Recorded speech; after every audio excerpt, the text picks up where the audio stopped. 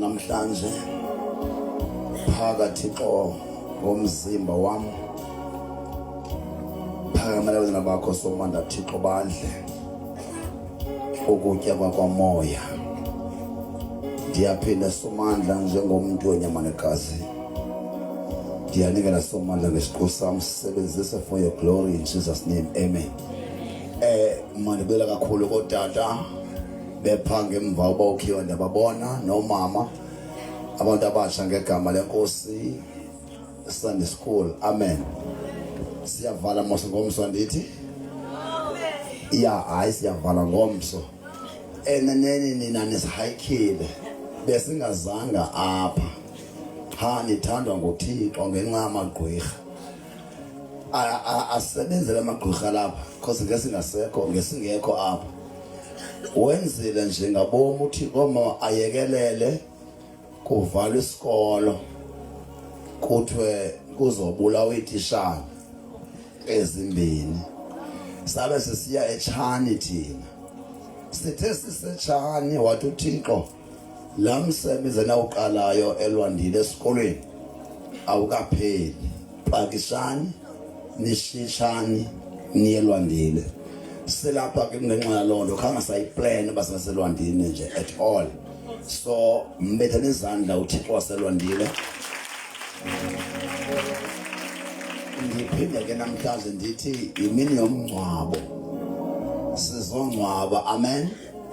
Njengoba ndibuye kwesithathu ndizongcwaba insuku zimbalwa kodwa sizongcwaba kwensuku zimbalwa nimamele ke ngeke singcwabe ningakhana nimamele ndiyamthanda la mama ophethe into okubhala because into zingamadikiza zifuna into zozimamela ngendlebe ucumba zozibamba zininzi azina sequence uqalwa ndithetha ngalebo ngisendiphaya andinakwanto ethi mina ndine sequence yokuba into zilandelelane ndazincama sendipracticile ndibhalile apha ndigqibele sashe yokuqala nesibini yesithathu seyiphuma enhloko esibekwa lapha so ndixolele bangcwele andingaba befundisi ba logical into zabo ziyama ngezicwangciso umoya uvela undu overtake mina ufunele yayo ndingayifune yam kodwa mangcwele ufune yakhe amen amen right.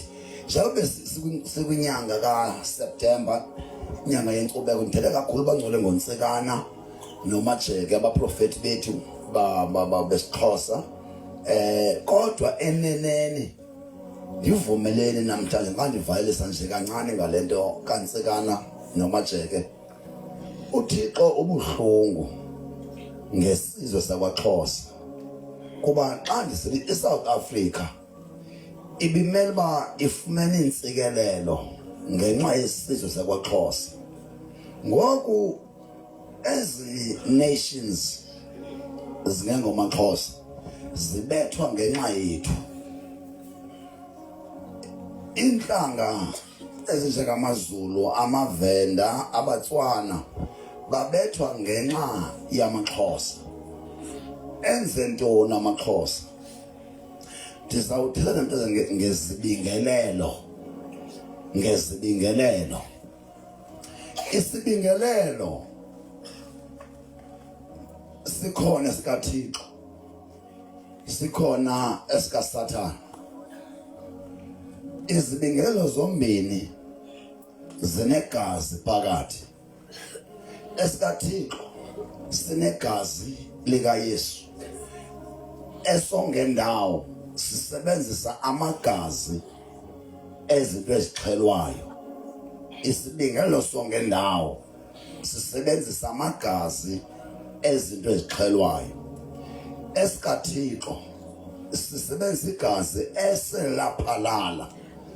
Xa usamkela uYesu ungena emnqophisweni ohamba nesibingelelo esele samiswa kwangaphambili. Ingxaki iChristianity ngumoya. Imimoya mithathu. Ngumoya wakho, umoya womuntu, ngumoya ongendawo, umoya kaSathane, nomoya wokhanyo, umoya kaThixo. Umoya awubonakali, uyevakala. Into yenza ibe ngathi siyasokola. Abantu bakhuliswe kakhulu ngento ezibonakalayo. Izibingelelo ezaziwa ngabantu zezibingelelo ezibonakalayo. Inkonzo ezininzi zinezibingelelo, and abantu bakholwa kakhulu kwinkonzo enesibingelelo esibonakalayo. Iba ngathi inkonzo xa ithe yanesibingelelo, lo nkonzo inamandla kunenkonzo ezinasibingelelo sibonakalayo. Mna ke kwilayini yam abantu abasindiswayo bayazenza izibingelelo. Abanye bazenza emakhayeni wabo, abanye bazenza ezinkonzweni zabo, bazenze ngamatye, benze ialtar. Mna eyam ibelief yokuthi isenokungabonwa kodwa ibe ikhona ialtar. Nalibonakalayo, if you believe so, yiyo, as long uyenze ngendlela enobuthixo, esosibingelo samatye or senkuni, whatever oyisebenzisileyo. Kodwa mna ndiyanqwenela ukuba emphatic kuni kwisibingelelo segazi likaYesu. Esona sibingelelo sinamandla esingabonakaliyo, endifuna nikholwe kuso kakhulu, esizothetha ngaso namhlanje, esegazi likaYesu waseNazaretha. Make ndenze umlando kuba sikwincwadi, sikwinyanga yenkcubeko. uThixo uYesu usisibingelelo sethu. uYesu sisibingelelo sethu. Sabingelelelwa nguThixo ngegazi likaYesu. Asisadingi kakhulu wenzelwa isibingelelo, but ukusenza elo tyala. Kuthi thina maXhosa, umprofeti endire ngaye uMajeke, nomprofeti ukhululeka kaMajeke noNtsikana, uThixo wayefuna ukumisa isibingelelo sakhe ngabo. Uma ngaba imfundiso kaNtsikana, kaGaba, nemfundiso kakhululeka kaMajeke yayibanjiwe ngamaXhosa, yayizosibekela, yayizosinika into esingasoze sihlupheke sinayo, babezise isibingelelo sikaThixo esasizokwenza lo antichrist ugqubayo angabi na chance, kuba sinesibingelelo esingabonwayo segazi likaYesu. Ngelishwa ke nihambe nami kakuhle le mbali ibalulekile, because into ebangela uba amaKristu abe ngathi awanamandla lulwazi oluncinci olwenza ningabi nawo amandla, ningabi nalo ukholo kwinto engabonakaliyo. Then niyofuna into ezibonakalayo as if zona zinamandla. Uma ngaba inkolo kaNtsikana yayibanjiwe ngamaXhosa, it was pure salvation. uNtsikana zange ashunyayezwe nje ngumuntu njengam nawe amkela uYesu. uNtsikana wehlelwa mysterious ngamandla kaThixo angena ngaphakathi. Therefore automatically ke wayisindisiwe uNtsikana engakhange waxhonyiswa sandla mntu, yava yangena through mystery kabani kaThixo. Hamba nami. umajeke yena utyhilelwe nje khange afumane into ethi nansi into ayibonayo, kodwa ingene intyilekelo kaThixo kuye ukuze aprofethe kwangoNtsikana, wayengenwe ngumoya kaThixo. Ithi ke ngoku uba ngaba amaXhosa aye ayibamba lanto kaMajeke noNtsikana, yayinguThixo lowa ezisa isibingelelo esinamandla egazi likaYesu waseNazaretha. Ndawuthetha ngomprofeti ke endike ndathula ngayo, kuthiwa nguNxele uMakhanda. Phela komprofeti osilimazileyo uMakhanda. uMakhanda wayengumprofeti njengoNtsikana. uMakhanda nguNxele, njengoba kuthiwa ukuza kukaNxele isuke lapho lonto, wayengumuntu nyani. uMakhanda uNxele wayengumprofeti njengoNtsikana, but umahluko phakathi kwaNxele noNtsikana, uNtsikana uthe akwamkela amandla kaThixo umoya oyingcwele, waguzula yonke into enento yokwenza nento echasa izwi likaThixo kwiculture yakwaXhosa. Then uNxele yena zangafune ukulahla. Yiyo lento inkonzo ezininzi zingalahli. Inkonzo ezingalahliyo zinkonzo ezizelwe ngumoya kaNxele. Njengoba sekukhona i-African spirituality churches, zonke i-African spirituality churches zafunyanwa ngumoya kaNxele. I will mention OZCC, I will mention St. John's, I will mention Oshembe, kwi-African spiritualist churches. Ushembe, uLhanyana, uMasango, nezinye ke i-African spiritualist churches zafumana zona ihalf ngokuba azilahlanga kwaphela njengoNtsikana. I-Salvation churches zihamba ngqo emanyathelweni kaNtsikana kuba zezi ezive zalahla kwanto azaxuba zathatha i-salvation ezuba ibhaliwe eBhayibhelini. So zonke i-salvation churches zihamba ngomoya womprofeti uNtsikana nomoya womprofeti uMajeke. Into eyenza ba sohlukahlukane iqale kwabaprofeti babini. uNtsikana, okay, into eyibuNtsikana yayistrong. Ukumkani uNgqika uke wasindiswa. uNgqika uke wasindiswa. Usindiswa kanjani uNgqika?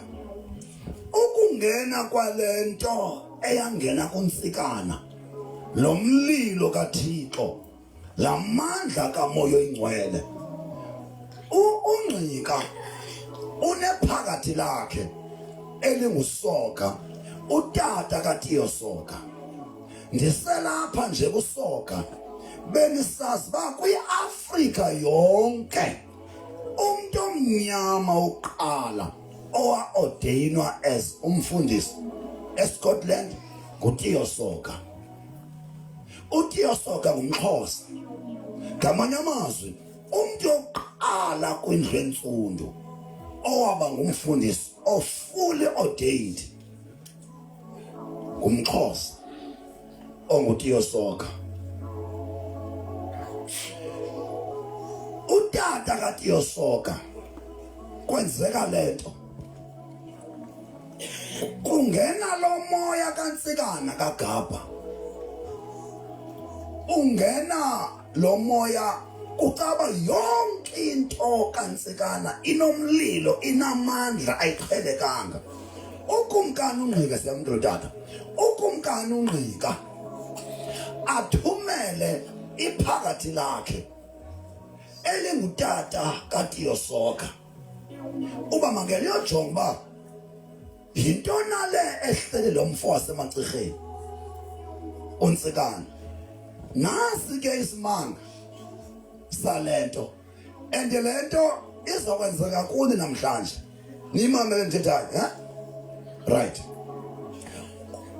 Ungqika uthuma usoka talakatiyo uba makujonga uba moya mnina lo ngene kunye nakabantu kasemacirheni uNtsikana. Uthe esabuza usoka, ndithunywe yikumkani, ndithunywe inkosi uba ndizothi suke lento ebuNtsikana ngeniyani kusoka. Niyayiva lento iyosulela. Nangoku bekumele abantu bahamba nam. Nibabona noba baphi? Anibaboni? Anibaboni abantu bahamba nam? Uba bafake nzimahluko. Abantu abahamba nam bafake ntoni? Mamelanike. Nguwe lo ozilebazisayo. Awukwazi kweyama ugudla namagxalaba nomuntu onomlilo kaThixo uphinde uhlala unjalo. Awukwazi kuhamba namagqirha ungaendaphi na uthwasa. Ugqibela uhamba nawo amagqirha ungelogqirha. Ngena isholo kulegqirha uthwaso kwakho. Nomuntu onomlilo kaThixo awukwazi ukuhamba naye uhlale naye uphinde ugodole. Sivana indala lento yilento eyenzeka kubani kusoka. Yena uthunywa inkosi uba mayobuza, kanti ibuze emntwini ekubaswe kuyo wavutha umlilo kuyo usoka. Mamela xa ephinda usoka esiya kungqika, hayibo suke yani lento kaNtsikane ngeniyani kungqika. Lonke bethunye ubuza yangena kuye. Xa isimpendulo kukumkani ungqika yangena kungqika. Wasindiswa ungqika. Kusuke uNxele kwaNdlambe namaphakathi kwayongcoliswa ungqika. Kodwa lihlazo eli uthi ikumkani ungenwe lento. Kwakaba bamphatha kakubi kwadlakazeliswa ungqika. Ithe incwadi wade wohlala ehlathini eyokhupha lento. Niyayiva nalento enziwa amaXhosa. Ibisayifikile lento kukumkani ungqika. uNxele ongafuni ukuhlukanisa nezinto zakho kwabo sekuthiwa hayi hlukana. Naku eyokhupha isalvation kungqika uNxele namaphakathi. Ikumkani ngenwe ngumoya kaThixo. Bayokhupha lo moya kaThixo bathi ayinakwenzeka inkosi ithi phethe abantu ibe nalento. Yalima lapho ke into yethu kwaXhosa ngoNxele. Uba ngabe ukumkani ungqika because wayinkosi enamandla elwayo eyoyisayo. Uba lento yayingenile, I believe amaXhosa amaninzi ngeyisindisiwe even today. Ukubulawa kwalanto kaNtsikana eyangena kusoka yaphuma kusoka yangena kungqika yenza kwaproducwa ibandla elilukewarm.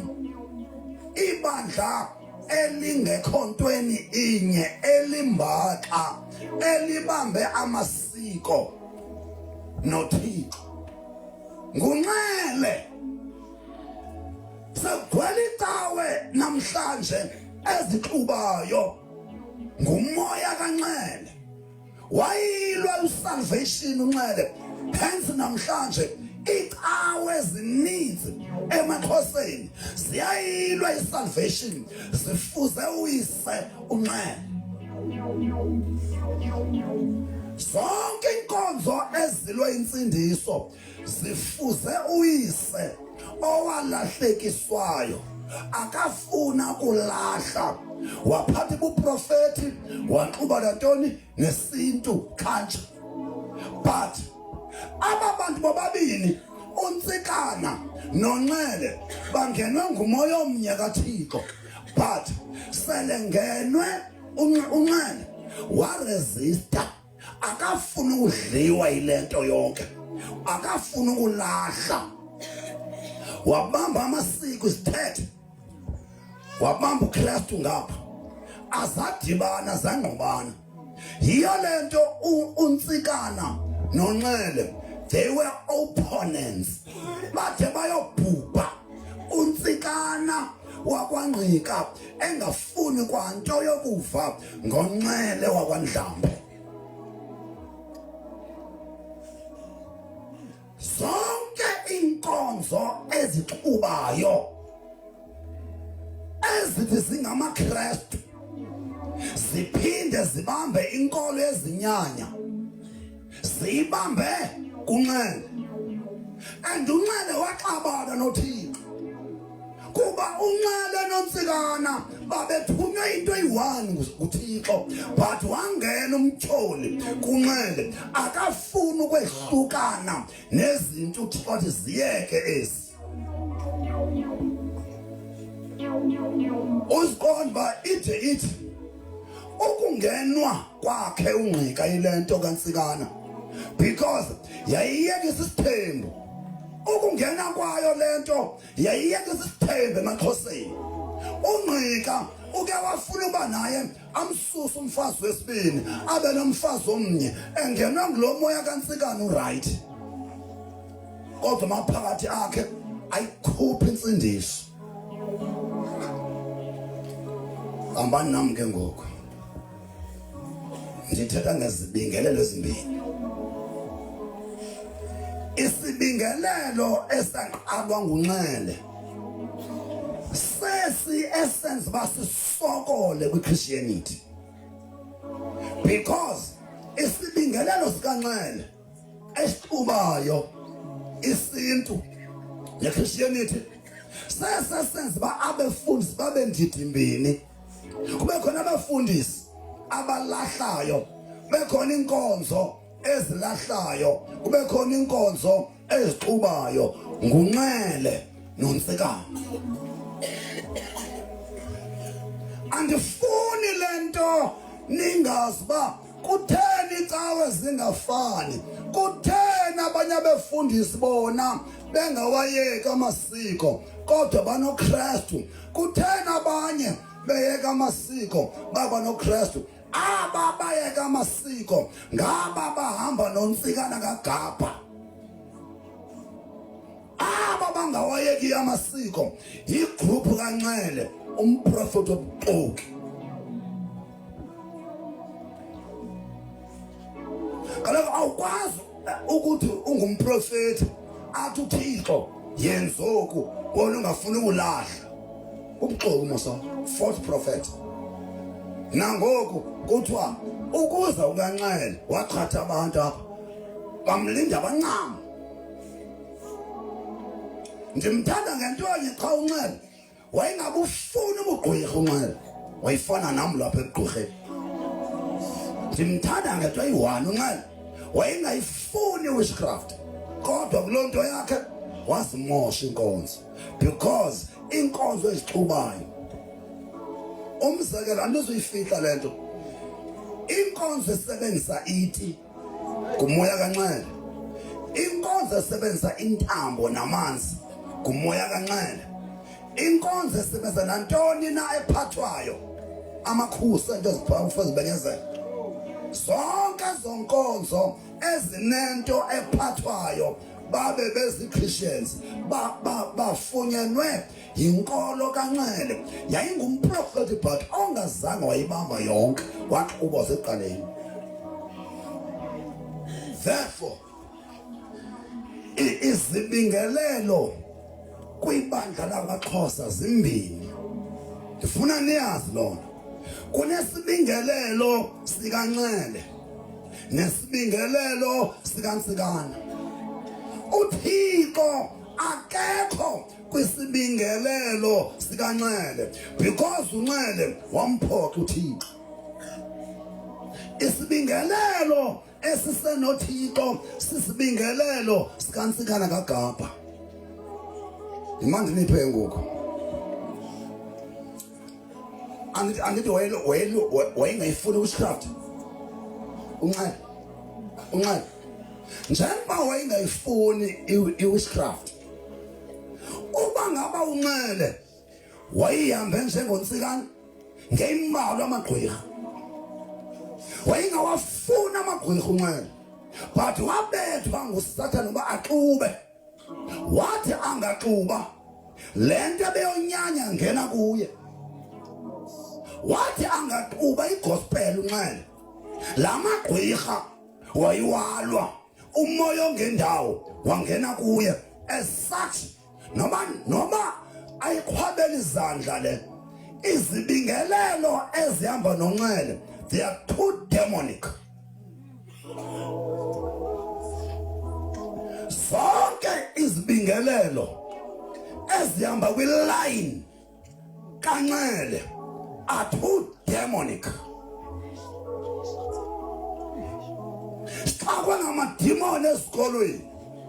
Sixakwe ngamadimoni everywhere. Why? Sisibingelelo. Inkonzo inesibingelo sayo. Sibili izibingelelo. If awukho kwisibingelelo segazi likaYesu, ukwisibingelelo segazi lesilwanyana.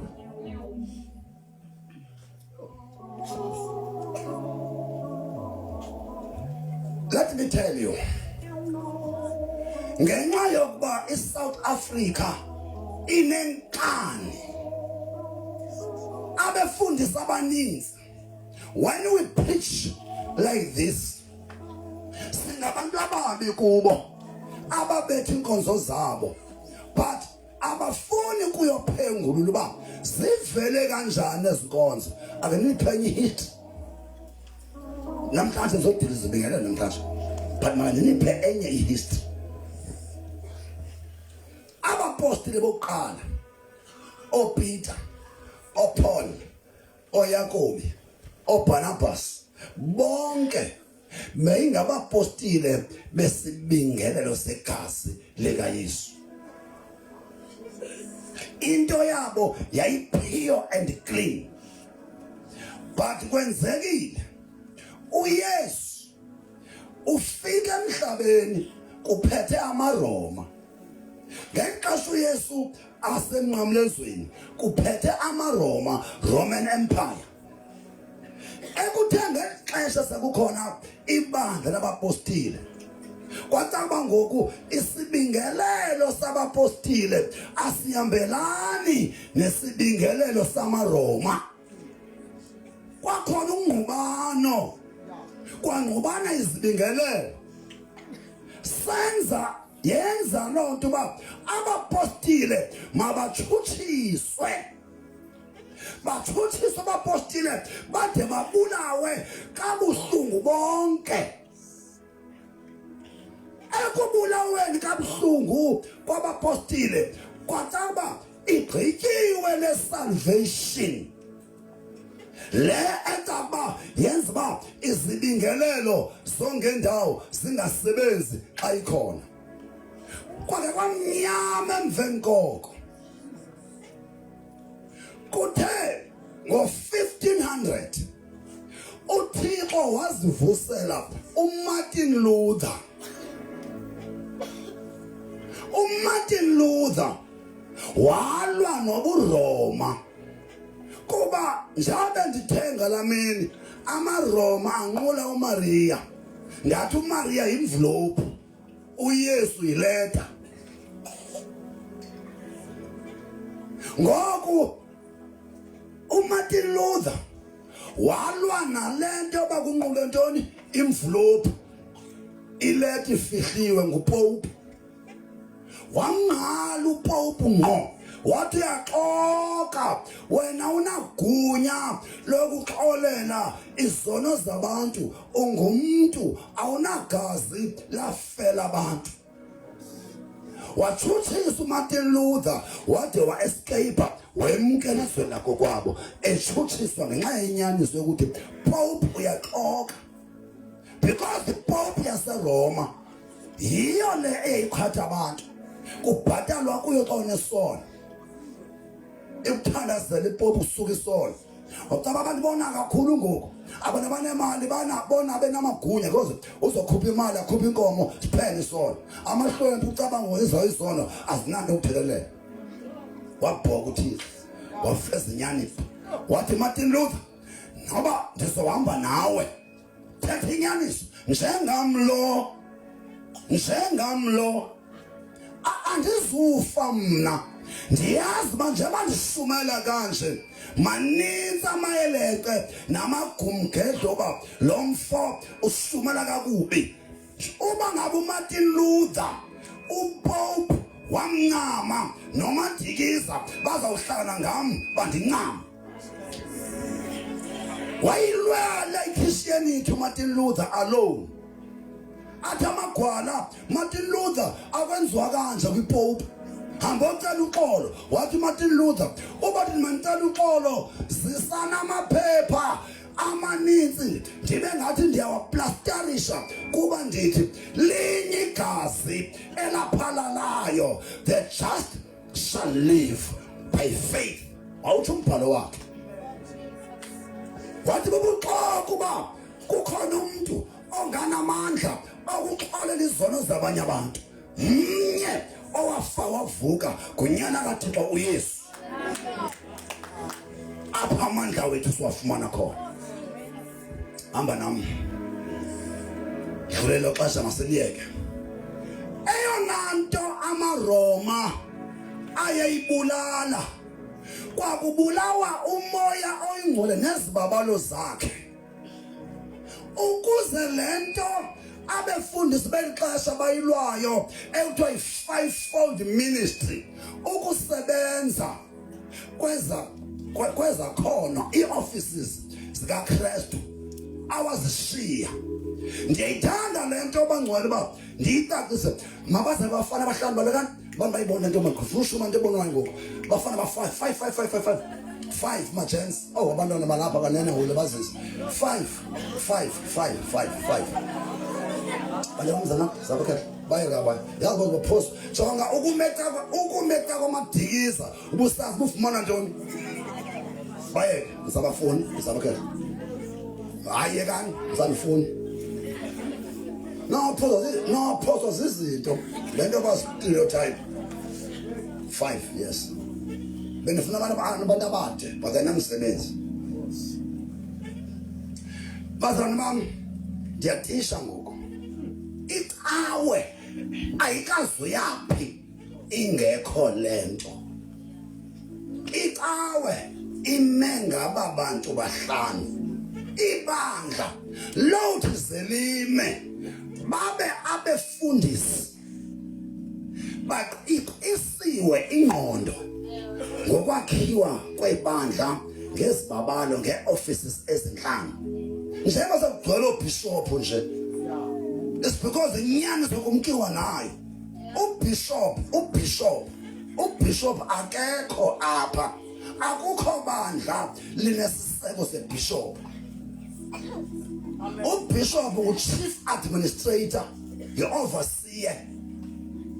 Ngamanye amazwi awuvele uzalo uyibishop uqale ube nebandla lakukhulu ibandla kutaba nyani ngoku unolawulo unikwe ngoku ulawulo isipho solawulo ukuthi uyintoni uyibishop ulawula abantu abaninzi. You are the chief administrator.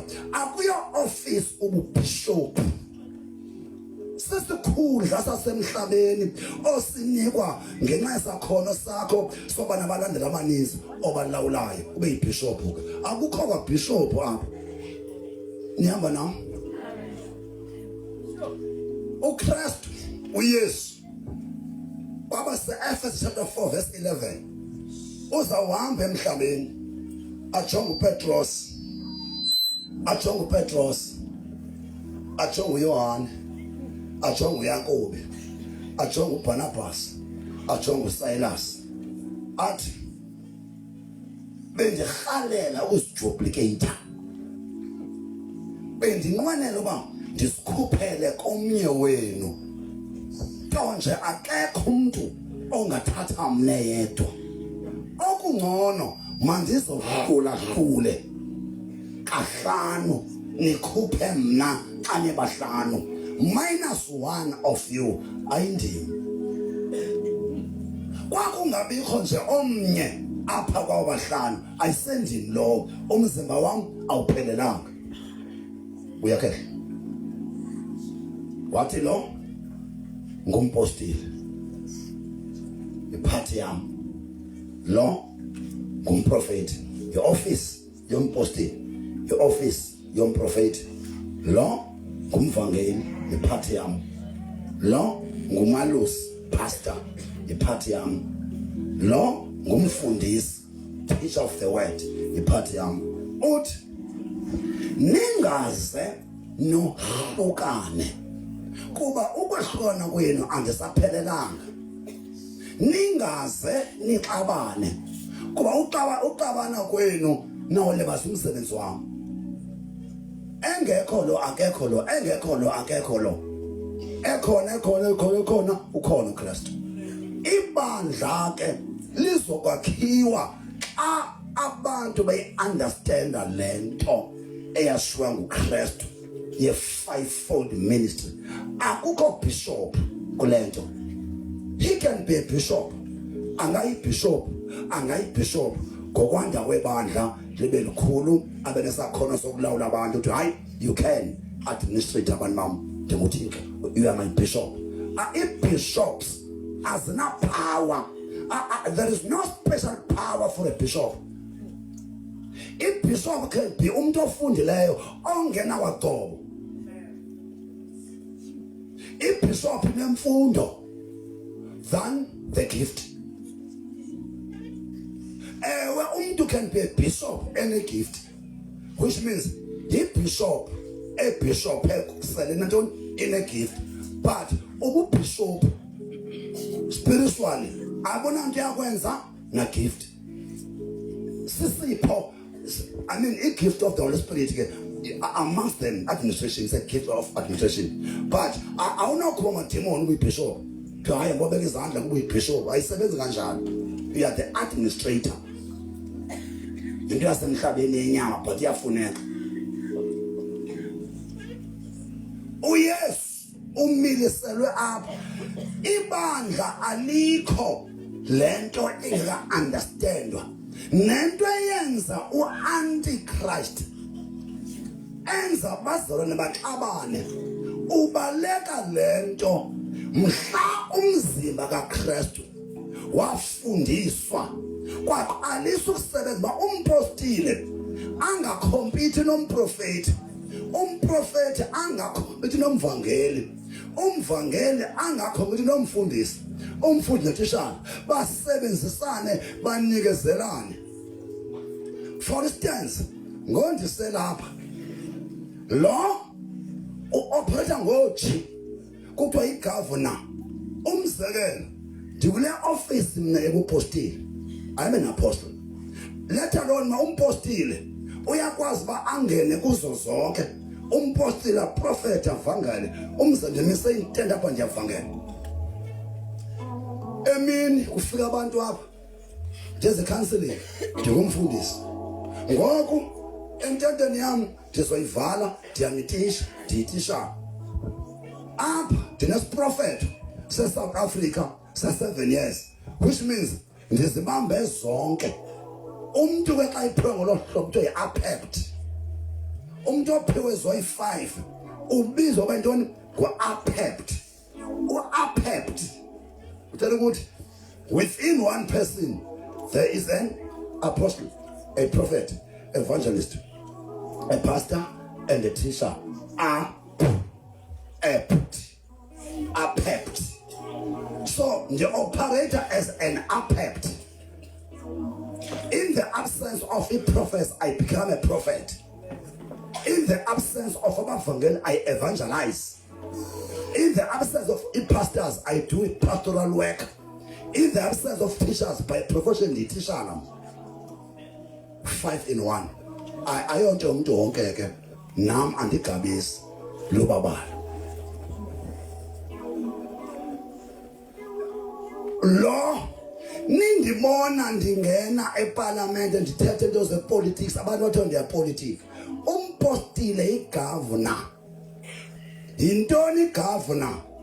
Ngumuntu onikwe ioffice yoba enze ulungelelaniso abe kumthetho be it kurhulumente okanye ebandleni.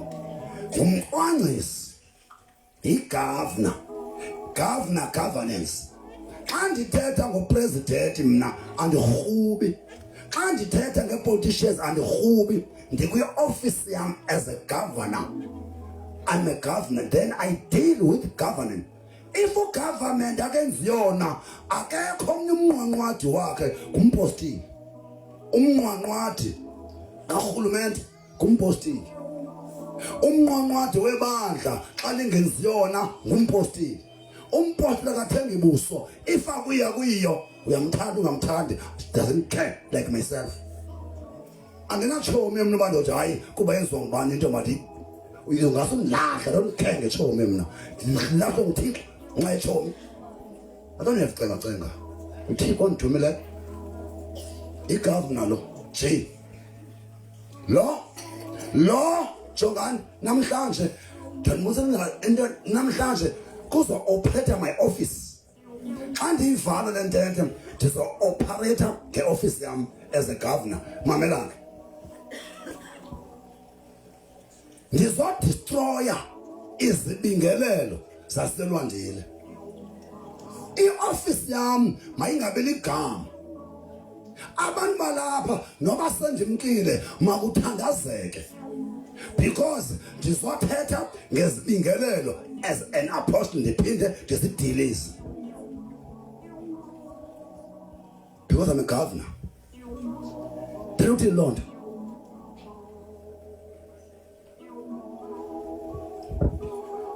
Imimoya apha emkhathini yenza ingubo ethandazisa kabuhlungu. Kuba abaphiwanga abangabapostile bonke abantu, but banomoya kabantu kaThixo. But bayasokola abantu ingubo eyenziwa sisibingelelo samagazi ebhokhwe enkomo egusha. So iseBhayibhelini, don't worry. Ayasokola amaKristu ngenxa yezibingelelo zikaNxele. Because bonke abantu abakholwayo abenza amasiko balandela izibingelelo zikaNxele. And zakubaninzi elalini amaKristu abasuffocated. AmaKristu aphile emngciphekweni zizibingelelo zikaNxele ngecawe ezithini ezingalahliyo ezixubayo. Ngamanzi, intambo, yiti, iparafini, ityuwa. Biza ento zeni khandlela.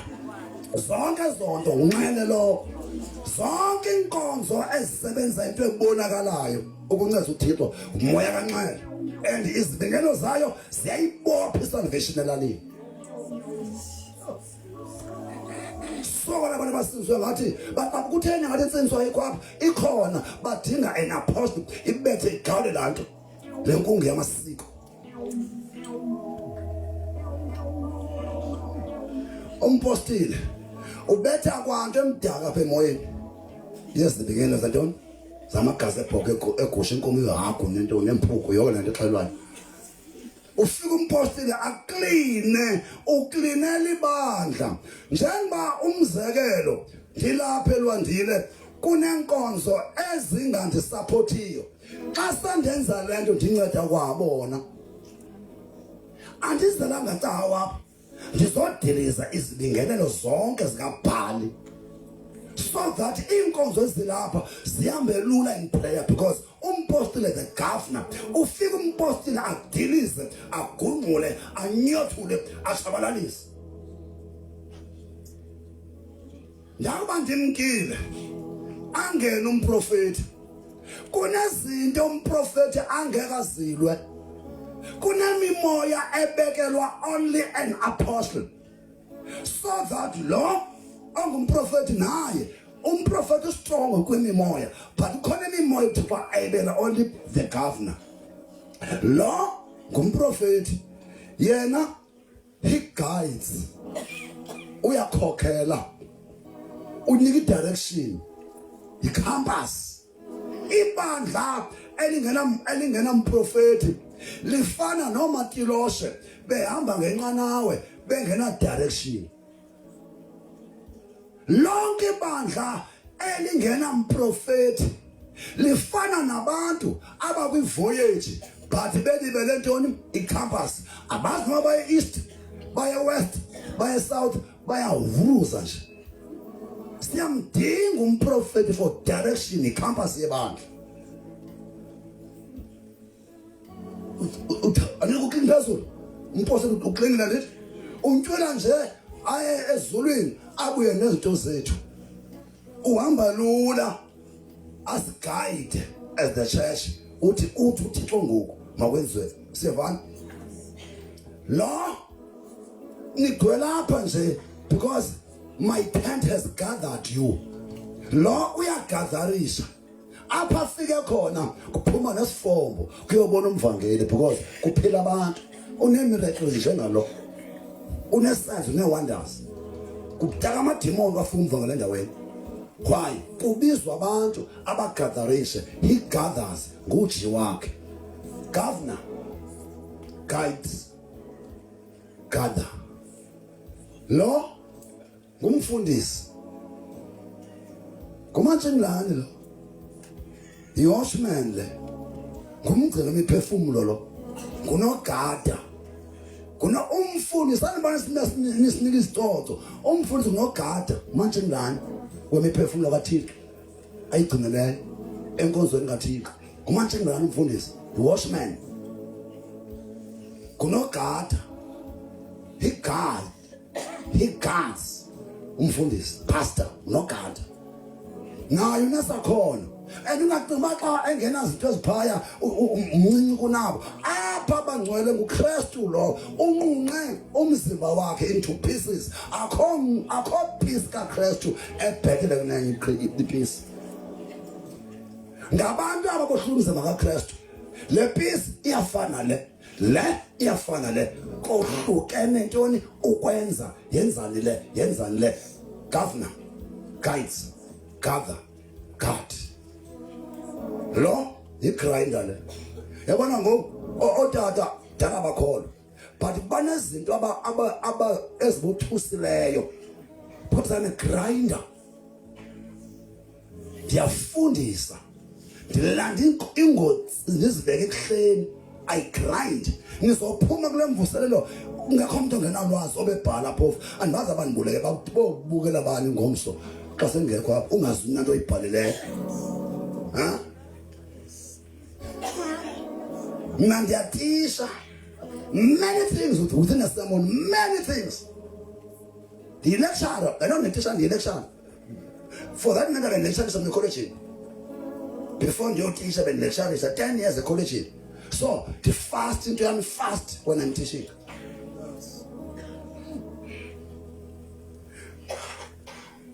Nasi, the fivefold ministry. Mamalanike. Amaroma upope wabulala lento. Upope wase Roma wabulala i-fivefold ministry. Ne gift of the Holy Spirit. What konzani without the fivefold ministry. Mama, sit down, boys. Translate or shadows and battalions of phone. I come down and base on the man not. No, engineers, God, and as because the pilots, architects, accountants, and the hands because I call up police up. Hey, the one off for the okay, when I'm a police are turned on him. Hallelujah. Niyabona niyayibona ingozi yamaRoma ayenzayo kwi-salvation ambani namke abayenze lento wayivusa uThixo ngoMartin Luther, but wabe engekabuyi kwakhona la moya. Siyavana bancane nindive khona lapho ndiyakhona la moya babe ubulele yaqala icawe, but wabe la moya wePentecost ungekabuyi ku-1500 yangu-1600 17 18 ngo-1900 in America, in a place there eAzusa Street, la Pentecoste yake yafika koPeter wayibuyisa okwesibili uThixo. Sivana ndifuna history kungelishwa azicaciswa ezizinto because amasindiswa awathandi kubhala, because ngamasindiswa angabhala incwadi eziphefumule ngumoya ingcwele. Most of the writers, the authors, are Christians who are not yet born again. AmaKristu angasindiswanga afundile zi-theologians, most of them, but ngeke akwazi ukubhala ncakasana into nomoya ingcwele phakathi because awabhaptizwanga nguye qala. Mamelani ke ngoku, do you know why abefundisi bowisile no Habe no church bafika bayishumanise neswapha? I-missionaries zange zapreacha salvation, zapreacha i-reformation ne-restoration. Reformation lento yenze abantu bakuthi babe lukewarm. I-missionaries zange zifike. I-missionaries zifike ngo-1799 uFanda Kamp, the first missionary kuFanda Kamp abemaXhoseni. Zange uFanda Kamp bashumana insindiso, salvation. They were preaching reformation. Lento yenziwa umuntu abe noko yikuThixo esonweni sakhe. Yandivana? Lento yenziwa amaKristu namhlanje amoyike uThixo kodwa emoyika ephi? Esesonweni. Wabethu Ntsikana lahla isono, bathi bona moyikeni noba esesonweni. Reformation. I-missionaries zange zabaqwanqulula abantu bakuthi, sababhrasha nje ba noko bangade bengabantu abangamoyiki uThixo noma bayazi izinto zabo. Sabayeka benza amasiko, banqula izinyanya kwanqulwa kwayiwe ecaweni, which means those were reformationists. They were not preaching salvation. Mayahlulwe lento because kumanqa mawisile ayibambayo lento ngoku. Kumanqa ama-church ngoku elandela isalvation ngoku. Kumanqa amaRhabe ngoku eyibona lento yonke leminyaka amaxhego abefunza abadala kwezinkonzo bebexuba. But siyambonga uThixo, umkhulu wami usewisile, very strong in salvation. That's why ndingamfuni nomuntu osindisiweyo othi akho nsindiso ewisile, because abantu aba-research yintoni enze iwisile zangathatha tongues. Can I tell you, uJohn Wesley we-holiness movement ka-1700 ebengeke uThixo athethe isiphikisi. iPentecost eyabulawa ngamaRoma ibingekavuselelwa, ibizawuvuswa ngo-1900. Wabe uThixo ethume uJohn Wesley ngo-1700. Ngelo xesha zazingabikho itongues. I-tongues zibuyele ngela xesha laseAzusa Street ngo-1906. Sekudala ikhona iMethodism yasewisile. So amawisile awekho wrongo ngoba ebengatheni ngantoni ngatongues. Kodwa ngoku ke ngoku arongo xa engazuzithetha sale insindiso ikhona nakuwo. Amawisile ngoku andifuna uxoka thiwa wabele izandla ezikhulu. I'm from Methodist Church. Ngeke ndibethe Methodist Church, but umnqono wami ingasikamawisile asindiswe wonke njengalasindiswe because asekhona xubana. apply to church. Church bangcwele ngo siqhwala izandla nge-church. Jealous down. Iyasindiswa i-church. Futhi xa ithe wasindiswa umchurch ulahla nyani. Irhabe ekhoyo ngoku iyasindiswa. Which means bangena kumoya kaNtsikana baphuma kumoya kaNxele. Bebekade befundisa basewisile eHamba eChurch behamba ngomoya wabantu kaNxele bengayibambi yonke insindiso bengafuna ukushiya izinyanya. Yangena insindiso ezikolweni basebenza uSCO basebenza uSCM basindiswa abantwana basewisile nabaseChurch xa befika emakhaya ayidibani notata. Yangena wathi ukhona befundisa abasindiswe abame salvation yes Assemblies of God that's a faith mission bese church bese Hamba masingabethi nento right. Xa udila namanzi amdaka ekomini usana xa ubona ba luzingcolise kakhulu ulifake phi emanzini athi abe mdala ngoku ndithi uhlaba lona usana olungcola kakhulu abamdala ngoku uke umbone umama xa uchitha amanzi achitha usana namanzi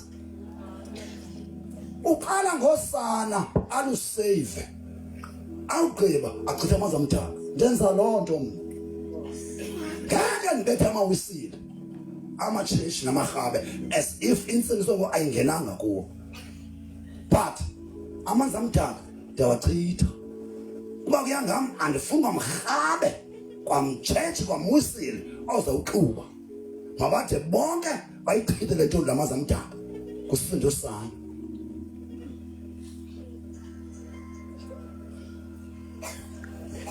And ndisenjonge masindiswa zisenijonge akuzuba kudala kwenzeka incwadi yamaRoma chapter 11 apha eAfrika.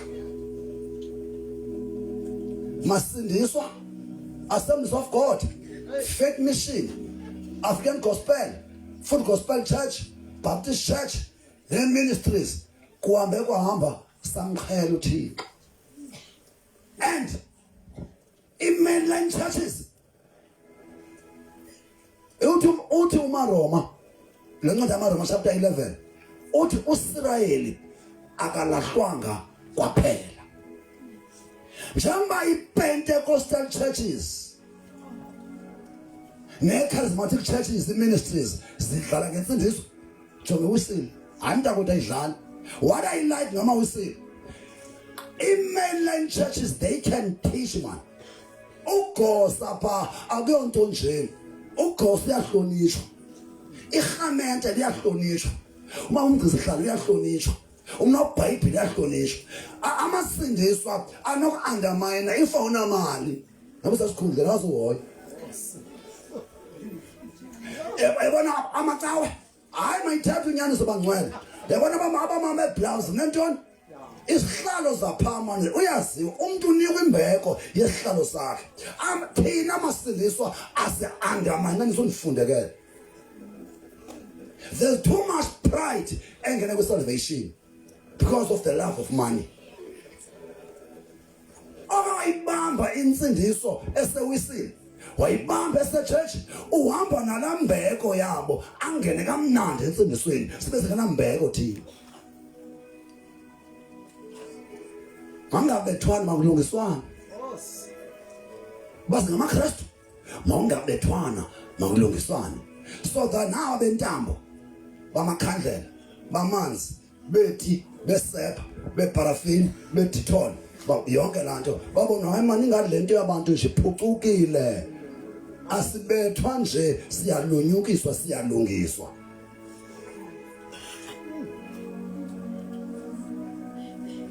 Hamba nami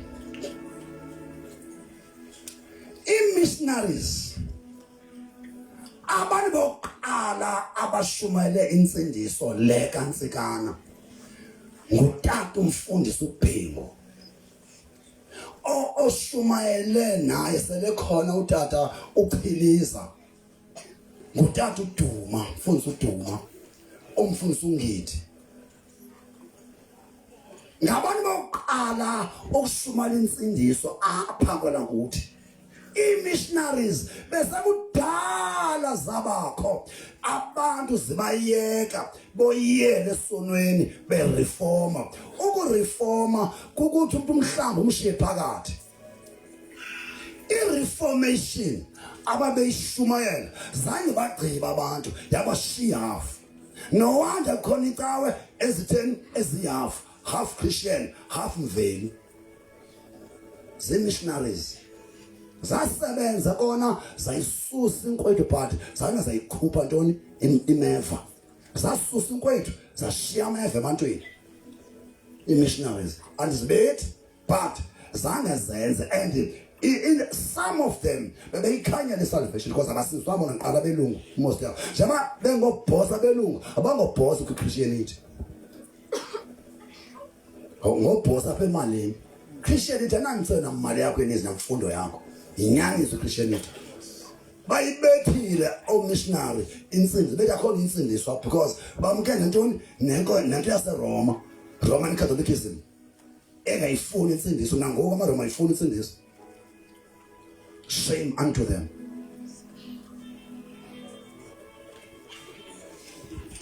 Jovan ndishumisa iseko zale ndawo zonke inkonzo ezinezibingelelo ezinthetha ngazo zikaNxele ndiyashayika namhlanje zonke izibingelelo eziqhubutha kuDagon ziyashuma namhlanje zoyishiya insindiso kuni nizoyiyeka ninokuyiphila but akukho moya apha ozowubamba nina nizozibamba ngongafuna ukuthandaza if ningumpostile mangabe nguye ngegama macace ndakufika endaweni uba this is a governor indeed there's a governance in the spirit nisakhona ningalandi thena nganiqoni nje nidliwa imimoya nihozela sekhona uThixo ngohlobo ha siyenyanisweni namhlanje ndithi ufanda kampo missionary iqala we-reformationist wayengathi salvation wafika uJohn Benny wathisha i-reformation kwafika uJohn Ross wathisha lento i-reformation bonke abayebalandela no William St. William umfundisi wathisha into reformation so i-missionaries that's why kakhulu amabandla mainline churches zange zayishuma into insindiso ngotata uBhengu otata uNgidi utata uChiliza utata uDuma nabanye abaqantoni salve hence sixabana sodwa abanye ngabe missionaries abanye ngabe uBhengu sixabana sodwa kodwa zona izibingelelo soze zifane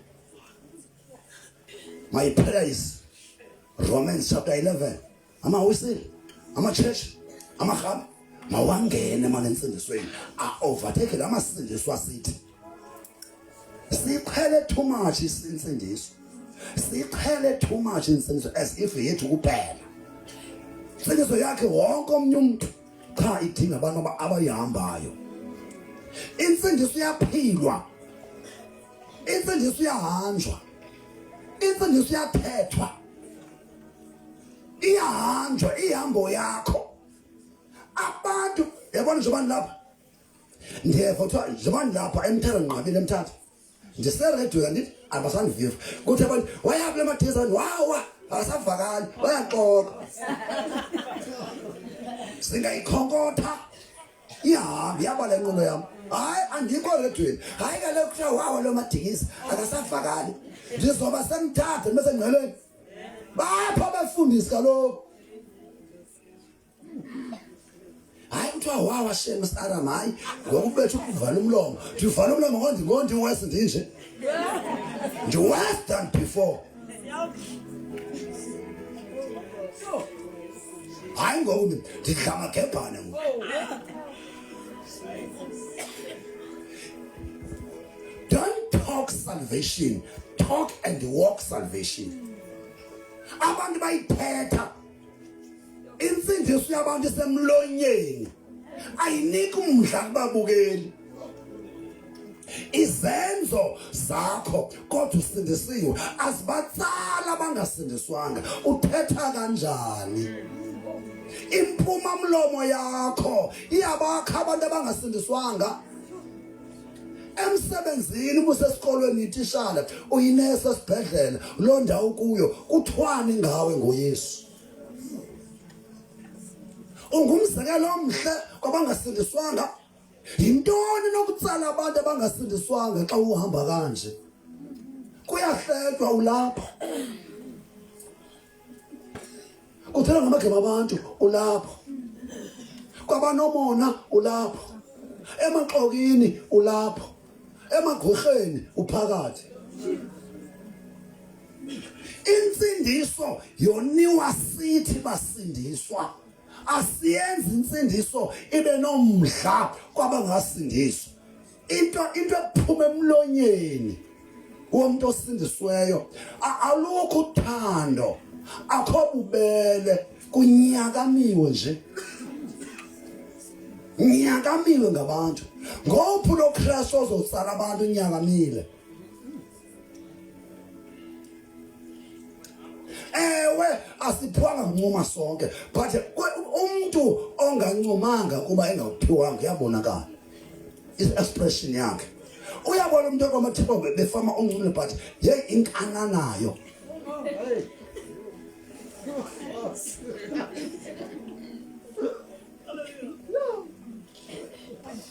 Angaye kufebeni.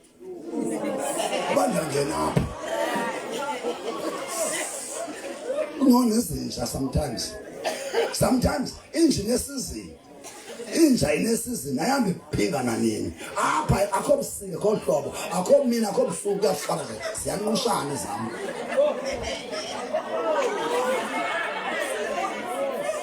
Najonga phansi yanqusha, yanqusha. Zonke zinqushwa nje kwebhala ngiko. Angisho kumbo. Ngisho kuba nqushiwe nje.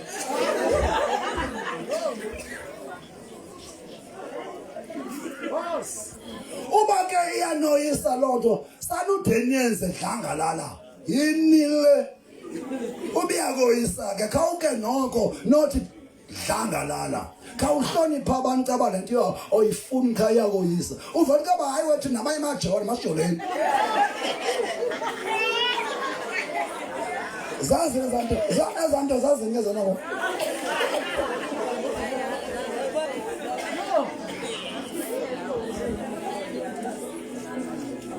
yabona ukaxazo ngoku emitshato inkonzo floor crossing ndiyakomnye omnyezeko wami ongathi zipoliticians cross floor asuke UDM ayongena kweNC suke ANC ayoke PAC kunjalo emitshatweni cross floor ngoku dibana mama ekuseni evela kwenye indawo ntata dibana ekhetshini ekuseni khomnye buzomnye xela kabuso emitshatweni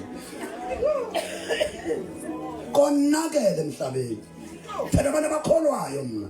Thina abantu abangakholwayo. Thina abakholwayo futhi abanamagama kuthiwa ngompostile, kuthiwa ngomprofeti, kuthiwa ngomvangeli, kuthiwa ngomfundisi, kuthiwa ngobishop. Kweza ngubo fika abachakazi.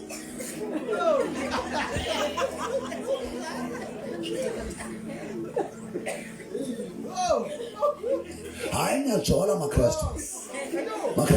They can make it, man.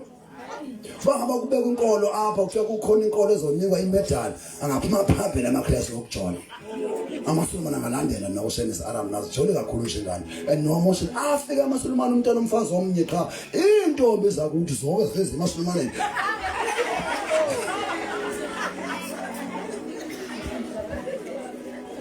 Ufika umntwana hayi man. Bendigqibela uma esitha engumKristu nje ekhonza efaith mission on the essence of God okanye ewisile uthi yambona sayigquma umusa ujonge phansi imali ayizontombeza amaKristu ezendele amaSulumaneni. Into engicabukisayo kutheni elizweni lethu ngenxa yemali befaka bajata abafana bafaka insindiso nje uphume kuYesu yokhonza uMuhammad ngenxa yemali cha ushiye uyesu yokhonza umuntu uyesu wafa wavuma wame nje sekhona engcwabeni komanda masithenganisa into zengcwabeni intombi zama-Afrika zishiye uyesu zayothanda noMuhammad ngenxa yokuthanda imali sengishilo ngqo umubuso uzakubona apha thina ubuso bentombi usezibandeni sinayivela intombi manje yami unqashi weyami intombi ngazovela apha uyabona ikhantsha yethu ayivumeli manje ubuhle bebhinga bulapha ezithweni ayamba ya nansi izwakazi nansi rose yama-Afrika ixa yama ngibona uba abanye baphiwe mani lapha kumbe ubona bajini modoke Africa man hayi let not for by Umprofeti you appreciate beauty aesthetics appreciation of beauty seni rape nje you don't appreciate indalo umuntu orapeayo umuntu onga appreciate abantu aba-appreciate soza visa umuntu kabuhlungu yo these into zelizwe na yo ndiwile na inyaniso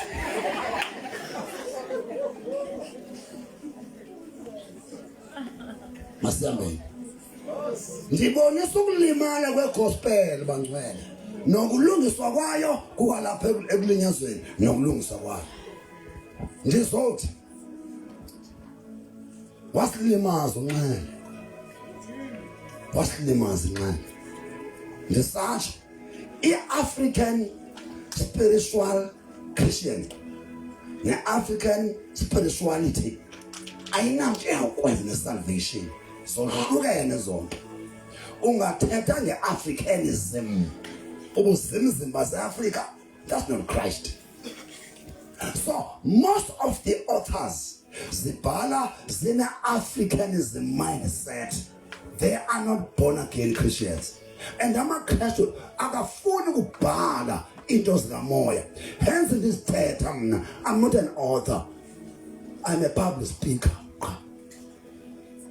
nizobhala nina ndiyondithethayo nivuse incwadi ezothethwa ngoNtsikana nomoya oyingcwele noNxele amaxoki abaprofeti sekugcona i-false prophets bafuza uyise bani uNxele owaxoka iChristianity nantoni nemveli sengishilo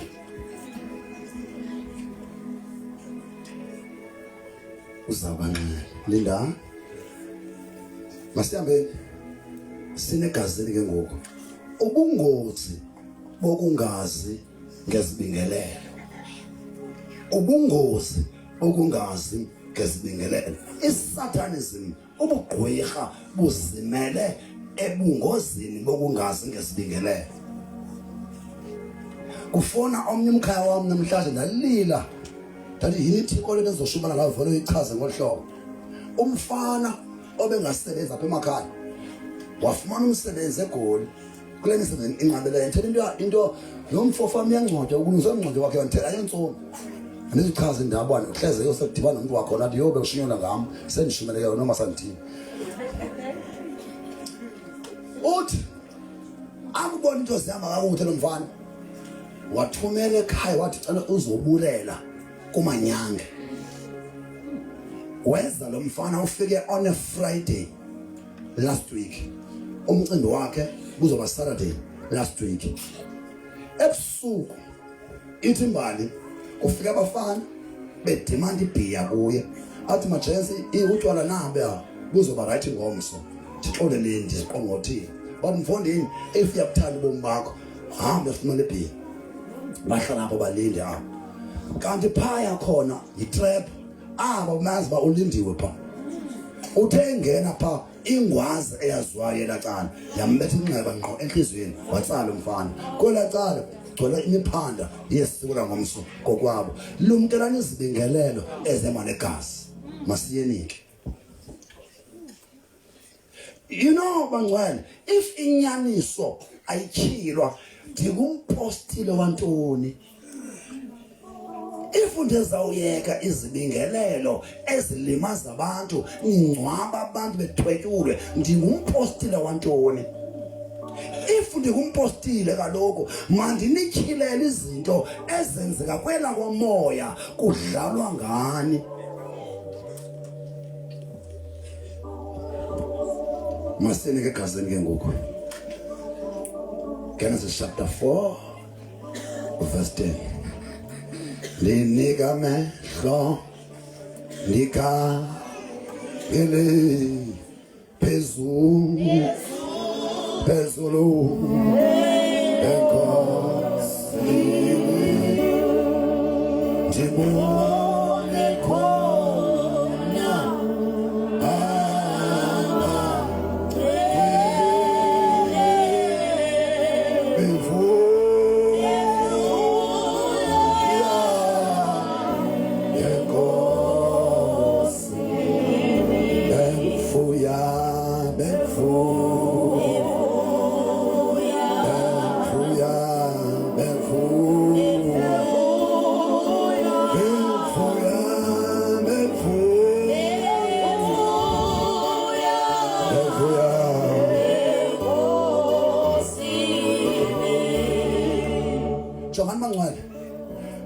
Shumela one other year ngo-207 engangelizwe kwakhona into ethi andazi bona ndiyithatha ndathi noba thina anesivanga thina abavangeli abathunywe nguThixo benitshiyele izinto ezenzekayo ningasiva kukhona abantu endicinga uba ningathi ndithi ndiyiprofetha kukhona abantu endicinga uba uzobavusa uThixo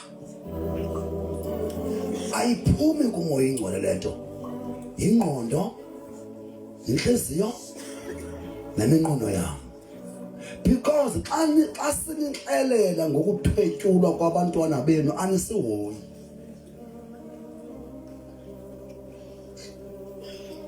xa kuzophalala igazi lomuntu kuqala igazi lesilwanyana and no one can believe this because lento enkolo yemveli andiyilwi but ndinceda abantu xa sala abantu bethwetyulwe akuyo nasemagqirheni kufuna oMadikiza abo bathwetyulwa kanjani abantu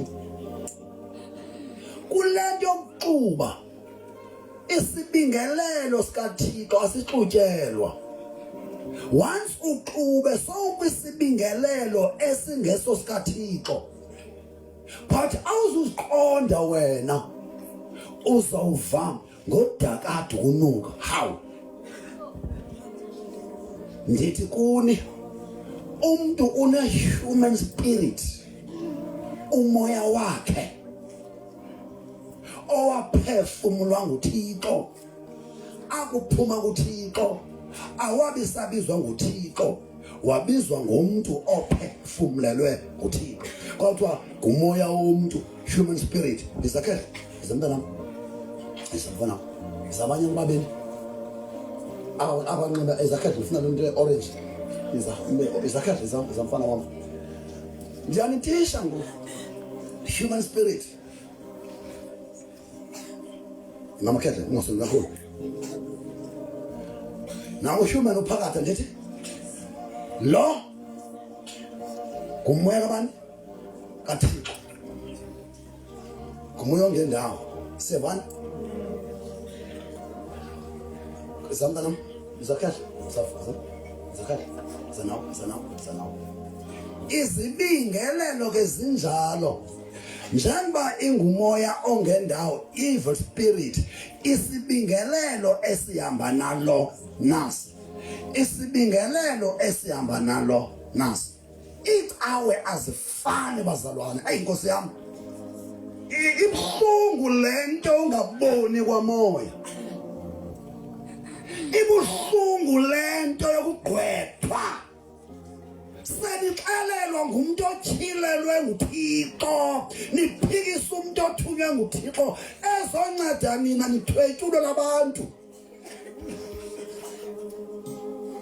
yonke inkonzo wonke umuntu okhonza exuba isibingelelo sakhe ayisiso esinasi sesegazi lebhokhwe inkomo igusha ikanti ihagu phuko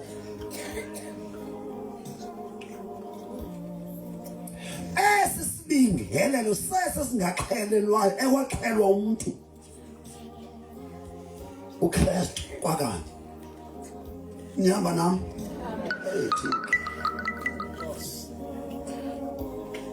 Umuntu, I'm a teacher now, umuntu unengqondo ezimbini, une-conscious mind ne-subconscious mind. Azisebenzi zombini at the same time. Xa enye in operation, enye at rest. Ngamanye amazwi, xa isebenza enye ilindile. Emini umuntu nanko. Lo muntu unengqondo zombini, unale yasemini conscious, uneyasebusuku subconscious. Hayi Thixo. Oh, zama ntombi bale.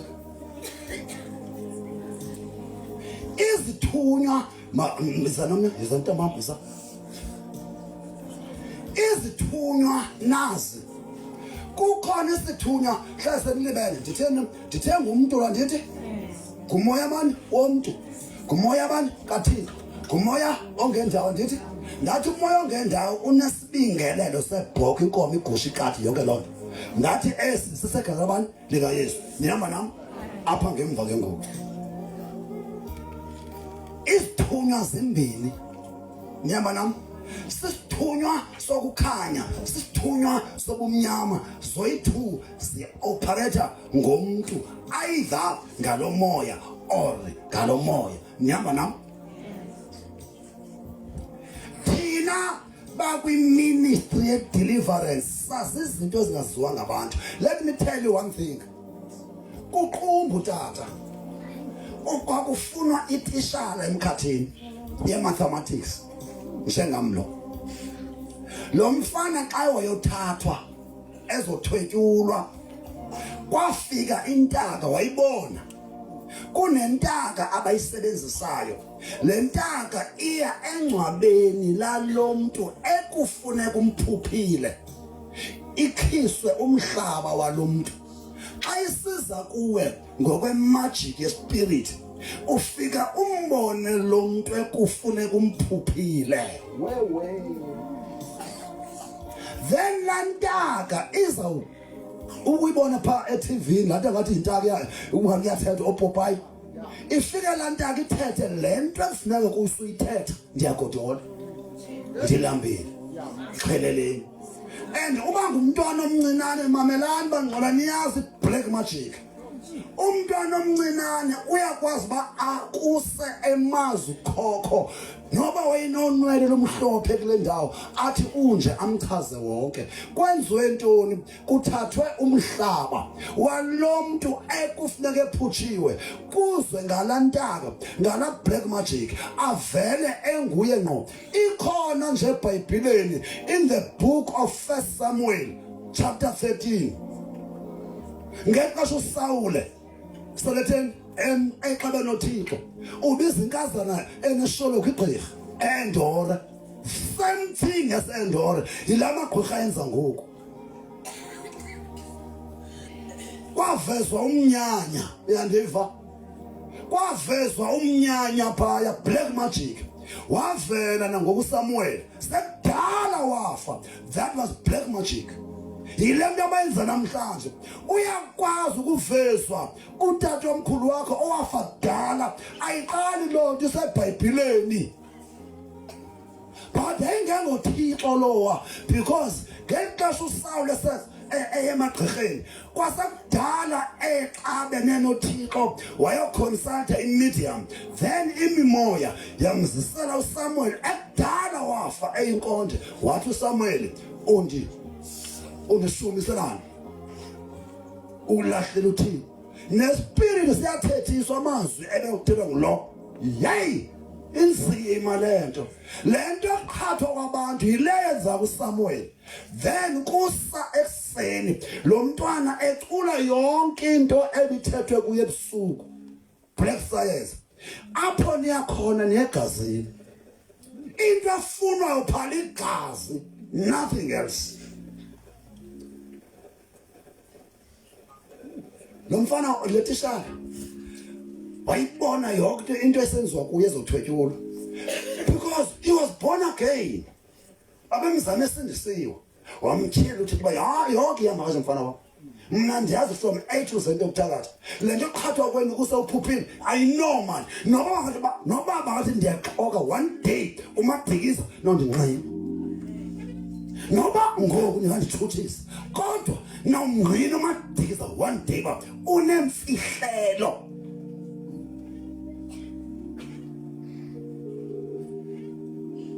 Nasi sithunywa ndithi esithunywa sikaThixo sesi esizisa amaphupha. Xa kuzoba nephupha ungumzalwana, xa ufuna ungumzalwana uba namaphupha enza ntoni? Zilimithe ebantwini abaxoxa izinto ezikhuphayo kuThixo, ingakumbi towards emalanga. Bangayenza loo nto ekuseni, phaya amalanga dlisa ingqondo yakho izwe uthandaze. Umzimba womuntu une-pause. Lo muntu ojimani yambona kuphuma ntoni? Umbilo ne? Uvula ntoni? I-pause. Niyaniva? I-fit it. Yazi fit it up. Yayibona? Umuntu uba ne-fit it. I-fit it ivala spiritually amaphupha. Yenzwa intoni fit it? Ukuthanda ukuthetha too much. Imani ndiva nthini? Andithethi lo mzimba wenyama mna. Kukhona i-fit it yakwamoya. Umzimba ublokeke luchuku zindaba. Yonke le nto ebanga uba uThixo amke kuwe kublokeke umzimba ungakwazi ukuphefumula umzimba wakwamoya to connect.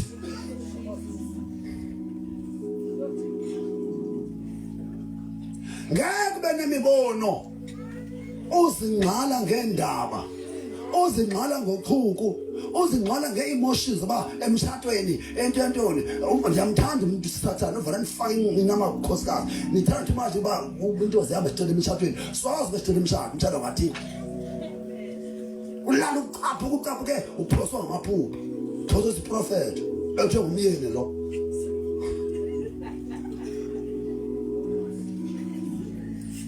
Mamelani ndiyashumana namhlanje.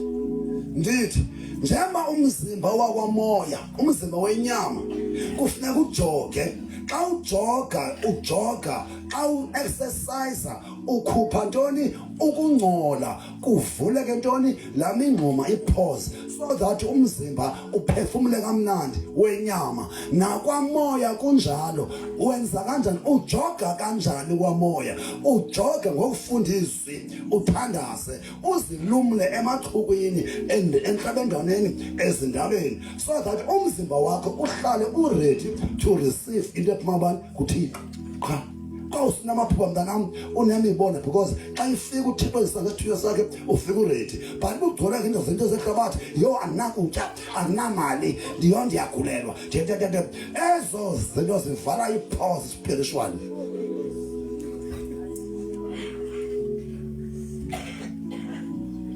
Khona abantu abanegift yokuphupha, yabona, akabaleki uSathana ngeendaba.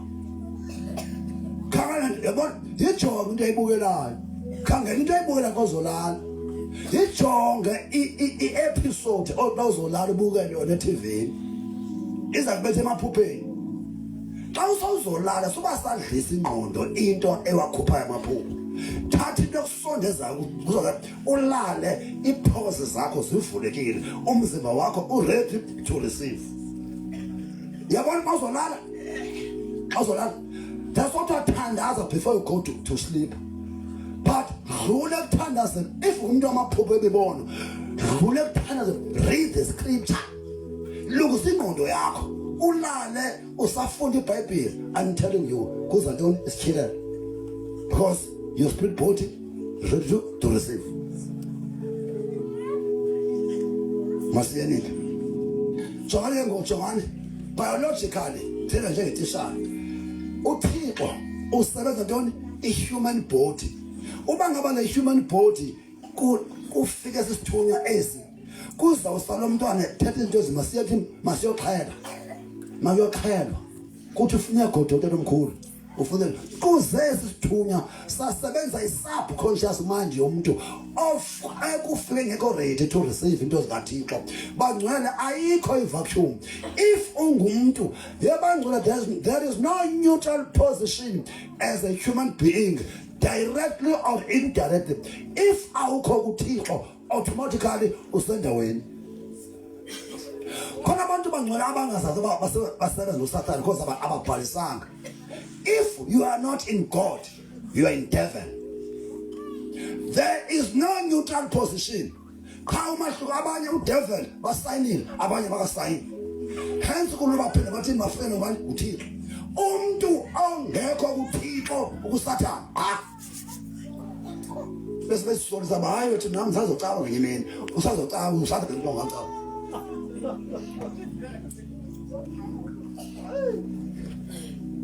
Akekho umuntu ongekho kuThixo abe in between. Ongekho kuThixo ukuSathana directly or indirectly. Uncedo inceba yakokweni niphandazo nemfesa zabazali bakuthanazelayo. Awulibali uwina. Uthudekela uthuyisela. Azophupha ke ngoku funeka isithunywa sikaThixo sifike ntoni kwi-subconscious mind iredi kuso ntoni unephupha lento kaThixo.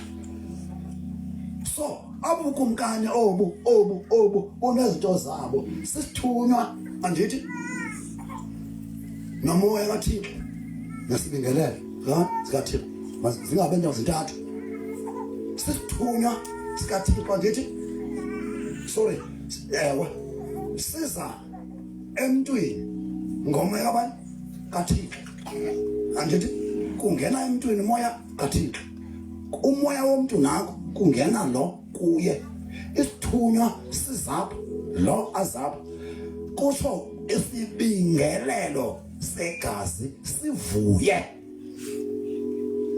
xa niphathwa ngamadimoni kusuka lento yasemkhathini ithi ndiyagodola kuse esisithunywa sithetha uba mawuxhelwe kuyephi esibingelelweni santoni segazi lebhokhwe lenkomo legusha masibhabheleni kasifile ebhabheleni nalibe ndithetha apha ebhabheleni masiyeni hlala phana God bless you wena ngizoshada ngimini qala ngifunde iqala kodwa ngamadoda God bless you. Chapter 4 verse 10 Ilose sibayakhiwa. Chapter 4 verse 9 wathi uYehova kuKhayini uphina wabheli mina wakho wathi yena andazi ndikumgcina umnina wami yini na wathi wenze ntoni na izwi legazi lomnina wakho liyakhala emhlabeni kumi ivani bangcwele yabona mfana lamfana uthwethu lo benzela ngayo and apha khona uyaphila isandani samugqibana Thixo abanye abayithi mogqibana ngilengasa leyo gqibana ndiyathanda nokulinganisa shokani bangcwele anixoki mina anixoki that's why ndi display shokani indawo zokulinda after death zimbini ayikho in between lo umuntu othwetshulweyo ukulendawo sevana aba bantu bathi bacuma ndiyaxoka bezapha kum bathestele umuntu othwetshulweyo use in between akaka bikho sihokweni akekho paradise indawo zokulinda zimbili qha khona uneutral lapha if uyabhubha ube awukafi usagciniwa ulapha in between emhlabeni cha ususwe phi emehlweni abantu awukafi umuntu obhubhe enyani ulinda entolongweni ofenge naThixo alinde ehotel ofenge noThixo iparadise ihotel isihoko iprison uthungena pha sibezibamba insizwa zamadimoni akukho kwamuntu onwabileyo esihogweni nobe kade ezibona bhetele ethi Madikiza bayaqoka emveni befile lenyazo lishumelayo ubanjwa yiyo pha ofe engena Yesu umuntu uzentshabalalweni esihogweni ofe ekuKristu Yesu uyolinda phi ehotel eparadise. Then lo muntu wakho ongafanga hamba khetha kusale lo ongafanga hlala phansi. Lo muntu ongafanga usemahlathini, usezinkonzweni ezicaweni, usemizini, usesikolweni, ugcinwe esikolweni, emadamini, ugcinwe everywhere. Ukhona uyaphila, amagqwirha ayambona amazi. Ufunyenwe kanjani? Njengoba sisithi lumkelani ukuthi siniyala ngokunqula izinyanya ongafunwa nguThixo ibe nenkani. Xa bezomfumana lo ufunyenwe ngedina kokwabo. Ama-devil worship namagqwirha ayayazi lento, soze niyazi because nibethwa ngemfa iphindini. Nangoku nicinga uba ndilo inkolo yemveli, anazi uba niqwethile. Oyena mntu unceda undini ekuthotshulweni. Hayi nditsho nina nditshola ndimanyelwa ngabantu abaninzi. Lo mntu akakafi lo uzawufa nini tata ke ngoku? Mhla idate engazwanga amagqwirha yazwa nguThixo ifikile ufela pha. Apha siyahlupheka, asinamali. Abhubhe lo muntu othwetyulwe ebesozowakhile ikhaya kulo mmono uba niyambona namaXhosa. Nithwebulelana nje abantu, niyamonelana. Noba ngathi niyathandana kwezi zici, niyadlisana, niyamonelana, niyabulalana. Akho muntu ofuna into enhle bekuye ingekho komnye umuntu. Funa bekuye kuphela. Bethela umntwana ngesici ezi. Njengalo mfana ndisithela ngaye ngontene into eyenzekileyo nanteni intsuku. Lo mfana akafanga, ugciniwe apha agcinwe khona. Uzawungcwatywa. Balinde la mini yokuba eziswa phi apha ekhaya. Ungena lo mfana khetha lala ngumqolo. Abafuna ukumbona. Abafuna ntoni?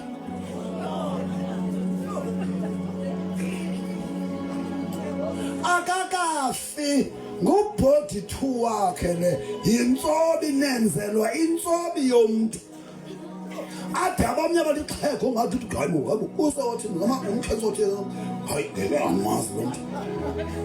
Which means niye namlibazisa de intsuku zakhe zaphelelwa kwavela ubuyena.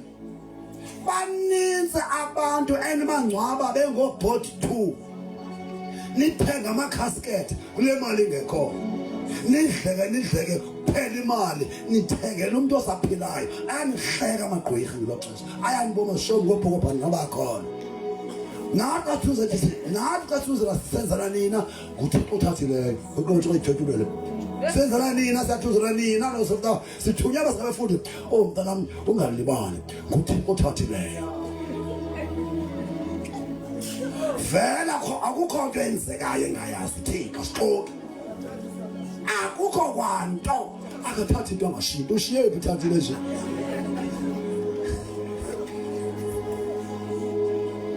Andisekutsho mfana umqoma nyane hayi nyamntu amnyanisele mana hayi ukhona ozoyisiza kushiya ithembeni. Faka ithembe emntwini obhusheleyo qha. Thwethu umuntu.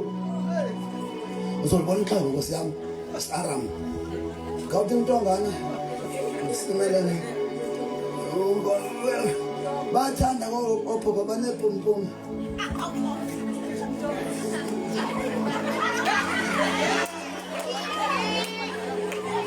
Ungena. Hey, has abantu has. Bayizongana webhokisi thula manje. Ake sineke ababemgcinile emoshwara.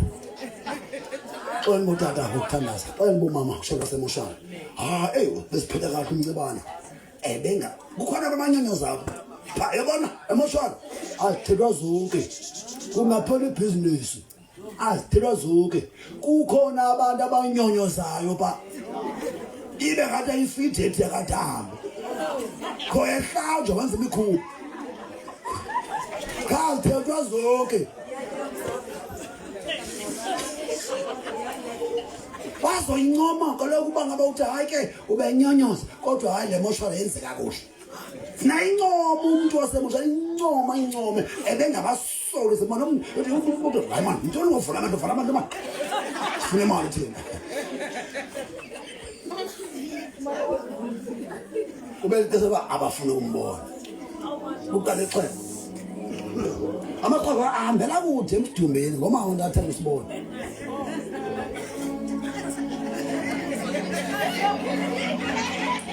hey mvoyise mntanami bene bangozo ncabana akunanto khadebe thimkhulu bhungana soma inhliziyo yami mfana wami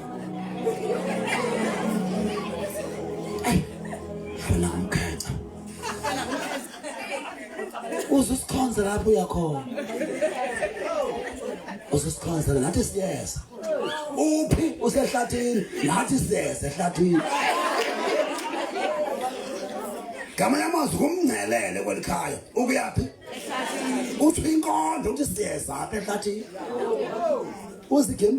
uzigeme lo mama mandingene kayizele kancane mandingene sekisele kancane akayijonga uthatha mandingene tumiseni mandingene tumiseni bajonga umsebenzi waba umhle umsebenzi wethu sekisele kancane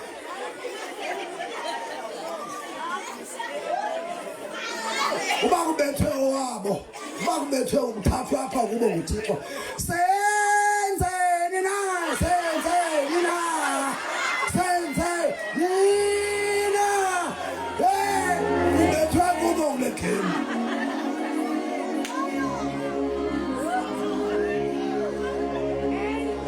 yabona ngasathiwa sibhokile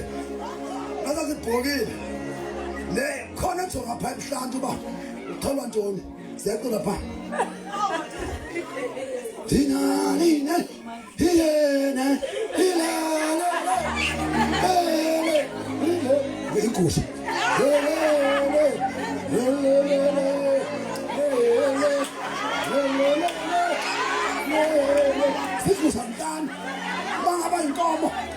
Selire, ire.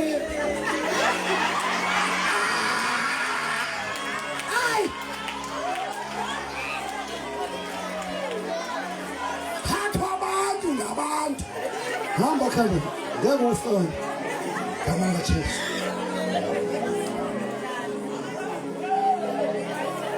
akakafi lo muntu ngexesha nimbukayo bayafanalize pha lamazwi owathethwe empundulwini phaya kuyo bathi uyazivela ke nawe xa uthi lelikhele siyakwamkela lamazwi athi apha empundulweni siyakwamkela bathetha kuye pha bathi uyazivela ke nawe ba wamkelwe apha kuthi emveni koko thatha isikhwenkwane bethu apha efokothweni uba ngumntwana uthi wasinani isithenda alodwa amagqwetha apha ngesithenda somntwana isithenda hayi kudlala isithendeni ake adomoya nglo ngesithenda isithenda sami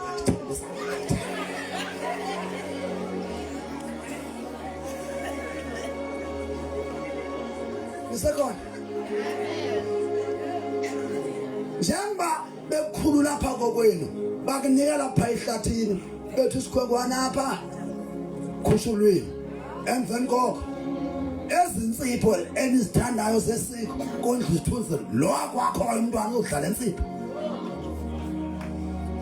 abuye ngokumntwana uza kokwabo lethu lambile ndabo sizamele kokwenu xa bebuya esasebenza izinja bezibethe umsila zivuya ngithi xa isayo izinja ethi ubona izinja ngoba isisiza kokwabo ezozizamele lambile sisithunzela kwayezaziza ngokwabo ziyakhala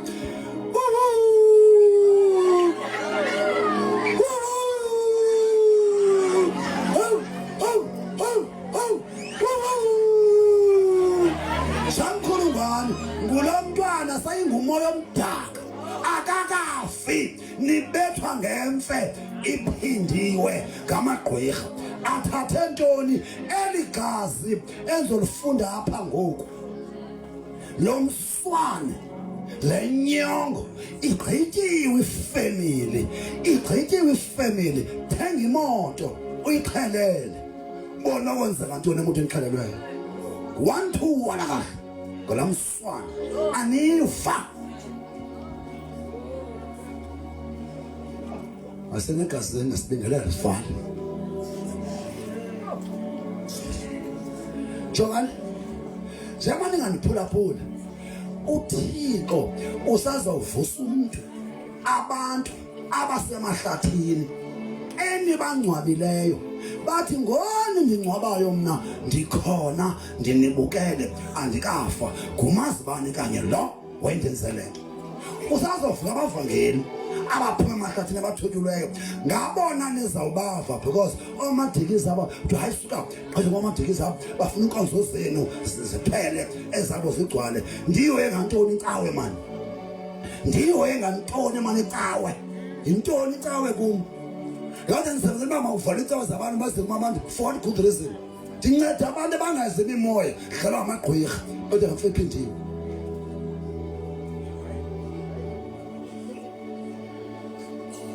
Samdlala. Ngibetha ke. Lo ngithisha ndiyabetha ke mina. Thisha ndiyafaka ndiyabetha. Okay. Lumkelana amagazi. Yabona mangcwale. Lamadini enwenzayo. Qhubekani kodwa. Uthixo. Qhubeka ukuthetha ngoku. Uzosibonela. Igazi. Wathi wenze ntoni na izwi legazi lomina wakho liyakhala emhlabeni kum masinqoke ama-APEPT chapter 9 verse 13 ndifundisa ngesibingelelo sivale ngoku khona phephi ixesha ndifundisa ngesibingelelo sivale ndifuna isibingelelo sivale because andifuna nabantu bakuthiwe ndishumana kakubi ndingabi namizekelo esebhayibhileni chapter 9 verse 13. Thank you, Jesus. Yeah, you're right, Jesus. Verse 13, chapter 9, ama-APEPT. Ukuba igazi lenkomo nelebhokhwe nothuthu lwethokazi olufefa abazinqambi lungcwalisela ekuhlambululeni inyama lobeka phina ukugqithisela lona igazi likaKristu owazisondeza ngomoya ongunaphakade. Chapter 10 verse 4 ama-APEPT. Kuba akunakwenzeka ukuthi igazi lenkomo nelebhokhwe lisuse izono. 1 John chapter 1 verse 7.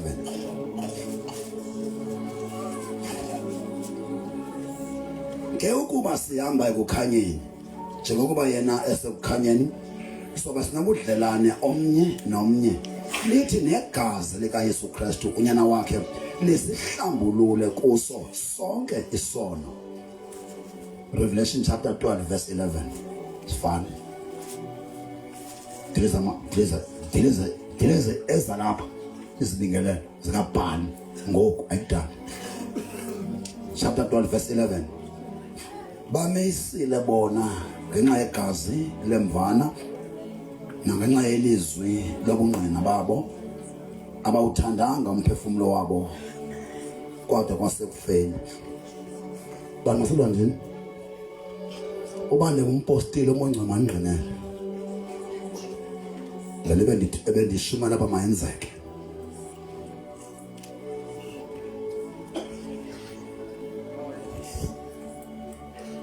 Yabona South Africa between September and December kuzoba kubi njengoba ndishumela kanje uThixo eqongqotha ngawo kudala ndicenga abantu bam inkolo mayibenye if singamaKristu masingodlulwa nguSathane asenzise izinto ezixhameza noThixo but abantu abeva ngoku uThixo ngomso message ngokugqibela nibamba ningaphoswa iyo message ngomso ndivala ngayo. But namhlanje before ndize nela ngomso ndifuna namhlanje le lali yaselwandile zonke izibingelelo